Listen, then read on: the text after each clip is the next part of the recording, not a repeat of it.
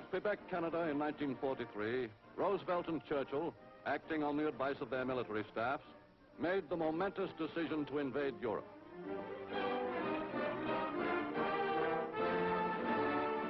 3 months later at Turan, Roosevelt, Stalin, and Churchill met, and the invasion date was set so that it would coincide with the Russian offensive. Thus, the utmost pressure would be brought to bear on Germany simultaneously on every front by Russian, American, and British forces. But the Germans had not been idle. They had constructed with slave labor a complex and massive series of fortifications along the coasts of Europe.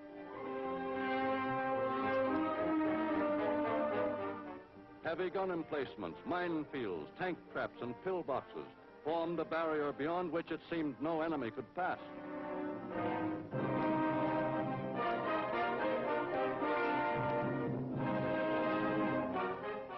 Into the planning and building of these great fortifications went the best ability of the German General Staff, whose members repeatedly inspected the Atlantic Wall for possible weaknesses.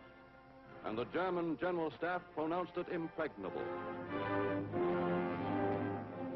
But in the spring of 1944, an Allied weapon the Germans had underestimated began to make its power felt with ever-increasing frequency. Allied bombers intensified the systematic destruction of German production facilities. Royal Air Force and U.S. Army planes flew side by side in the great bombing raids. Bandits at 1 o'clock, Dick. I see them.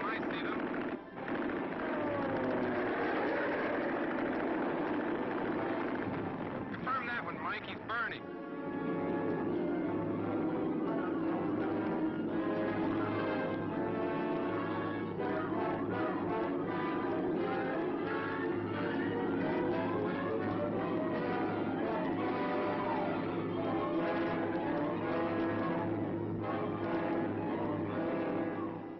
Gradually, the Allies won control of the air over Europe. By May of 1944, the stockpiles of U.S. and British supplies in England had reached a point which guaranteed that the Allied armies would lack for no piece of essential equipment. England had become one vast warehouse for the coming invasion. Then, early in June of 1944, at headquarters in England, the High Command met. In command of all Allied ground forces was General Sir Bernard Montgomery. The time had come to start the most brilliantly conceived campaign in history. First, thousands of British and American fighters and bombers began a sustained attack on German installations along the invasion coast.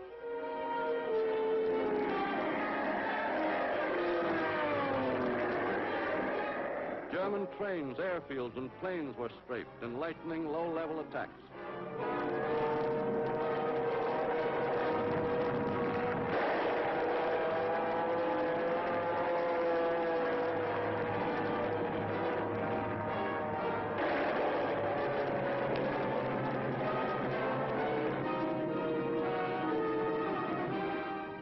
Road junctions were dissolved into dust and flame.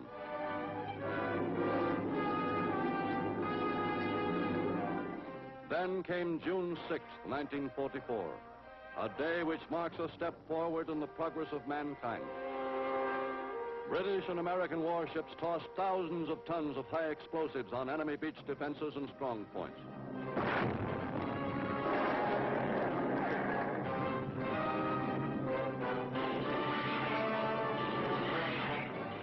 Then, in the early dawn, the power amassed by years of Allied energy and sacrifice met the best the Germans were able to offer. Onto the beaches of France poured the fighting men of Great Britain and America, and on the beaches many died.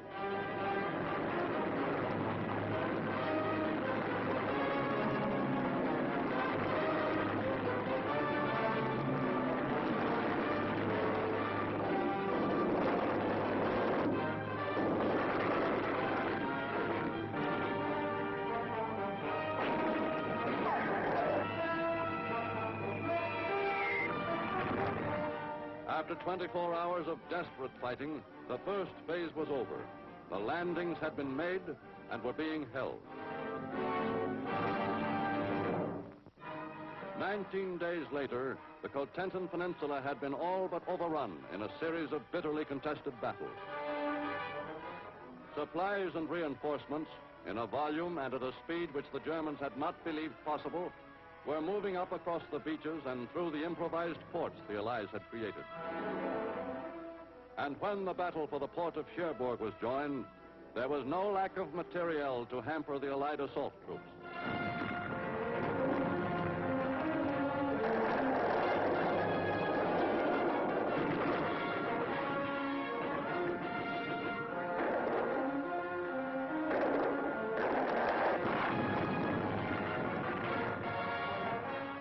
By June 27th, the last of the German garrison troops had surrendered, and the Allies were assured of what they most needed, a deep-water port. But first, the German demolitions had to be cleared up and acres of docks rebuilt. Within a few weeks, American engineers had performed miracles of improvisation, and the port's capacity to handle freight was raised to more than its pre-war level.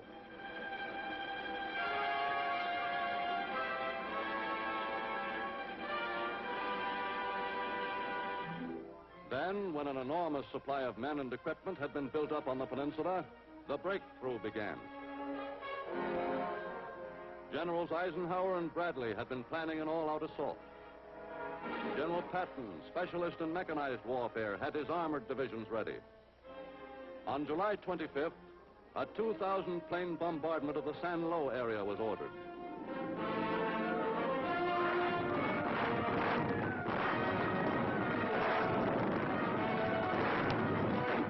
Within hours, Patton's tanks and men began to pour through the gap.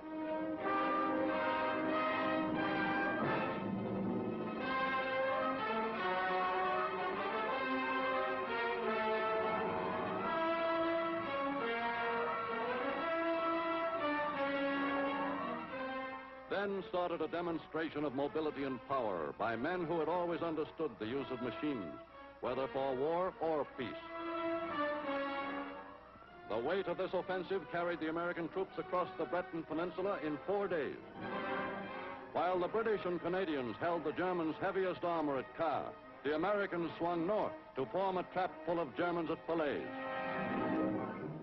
The Germans, hammered by a ring of massed artillery fire and by aerial bombardment, found themselves undergoing the confusion and terror which they had brought to so many of Europe's defeated nations.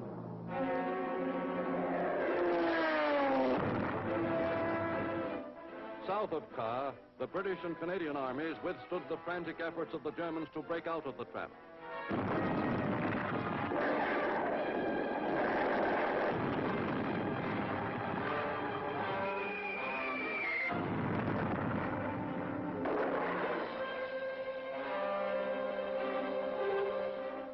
By the 14th of August, the pocket had been reduced. German offensive strength in western France was broken beyond any chance of recovery.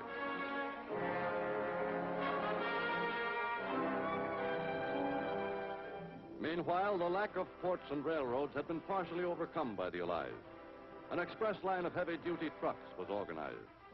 24 hours a day at 40 miles per hour, the trucks were bringing up supplies from the beachheads to the front lines. Then, on August 15th, the Allies struck from a new direction. The liberation of southern France began. Here, as in Normandy, paratroopers and airborne infantry led the attack. 9,000 of these shock troops landed well behind the German fortified coastal zone. And with them landed their weapons, rations, and ammunition. While the airborne army was at work cutting German lines of communication, the amphibious forces staged a perfectly executed landing along the Riviera. In spite of German resistance, American, British, and French fighting forces streamed ashore and began their drive toward the ports of Toulon and Marseille and up the valley of the Rhone toward the German border. Then came the news from inside Paris.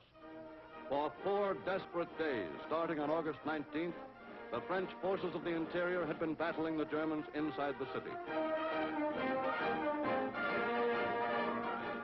After 4 years of German rule, Paris began recreating, with the courage of her own people, the glory of France.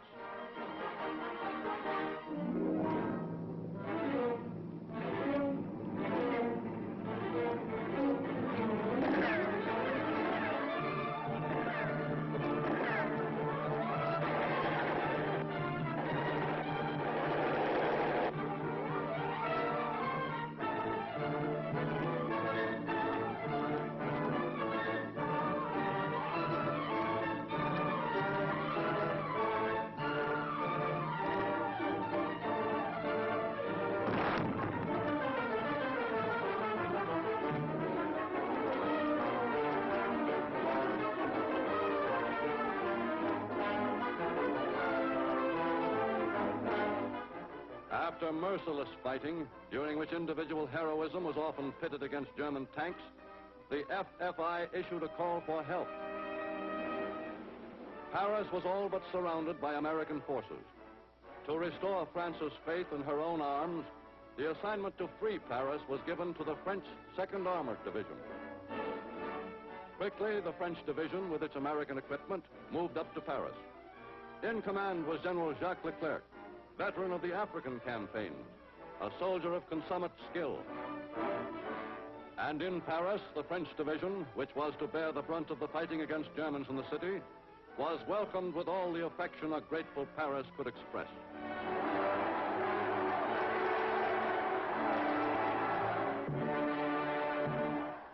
Now that the French, reinforced by professional soldiers, had tank to pit against tank, the outcome could not be in doubt.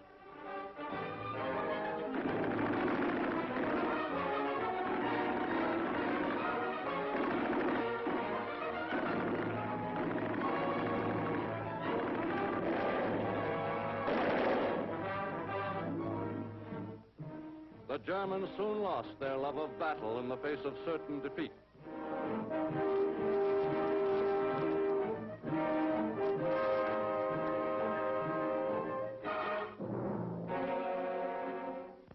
By August 25th, Paris was free again.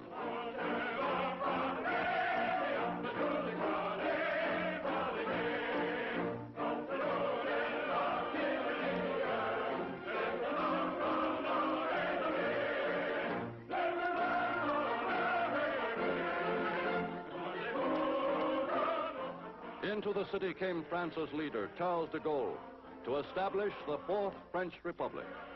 In his person were centered the faith and hope of the French people that France would become once more a great and radiant power.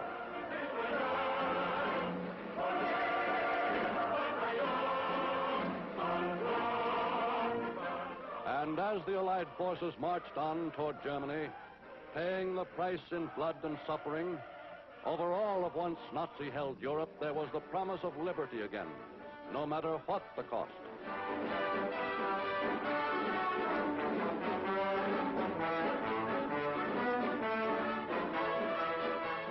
For that liberty which Paris now enjoys is a condition of life without which no democratic nation can exist. Without it, no man, woman, or child can know the peace, security, and happiness of civilized life.